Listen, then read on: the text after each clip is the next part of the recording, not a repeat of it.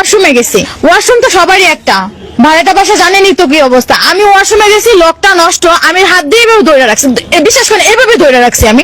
সে এসে ঠাস করে দরজা ধাক্কা দিছে, তাহলে পুরোটা দরজা খুলে যাবে না? আমি তো একটা মেয়ে মানুষ, সে ছেলে মানুষ কিভাবে ওইখানে ঢুকলো? তাকে লজ্জা শরম না? সে কি একটা কাশুন দিতে পারলো? এভাবে করে কাশতে পারতো?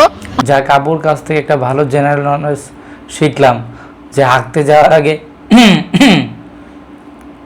বলে যাইতে হবে। আফা আমার খুব জোরে হাগা আইছিল, এমন জোরে হাগা আইছিল আমার উপরে আর নিচে খালি ঘাম। ধর বেটা, উপরে আর নিচে ঘামতেছিল কেন? এটা আবার কেমন কথা? আর তোর ছেলে হয়ে তোর বেটা তোর হাগা পায়কা, এটাই তো তোর অপরাধ। তুই তোর ছেলে হাগা রাখবো কে?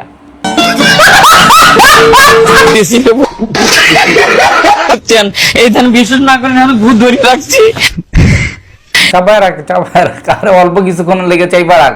আমি কি জানি সে ভিতরে রয়েছে, আর ভিতরে থাকবি সে খিল আটকাতে দিল।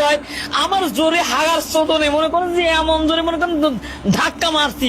দেখি যে জিনিস দেখিনি কোনোদিন, সে জিনিস দেখে ফেলাইছি, দেখে ফেলার পর আমি হ্যাং হয়ে গেছি। আর আমি হাঁকবই না, দেখবো কোন বলে যাবো। তুই কি দেখছস? দেখছস কি? তুই সব দেখে আলাইছস। তুই তো এমনি নারী নির্যাতনের মামলা খাবি, আমার আঁকতে যে তুই নারী নির্যাতনের মামলা খাবি।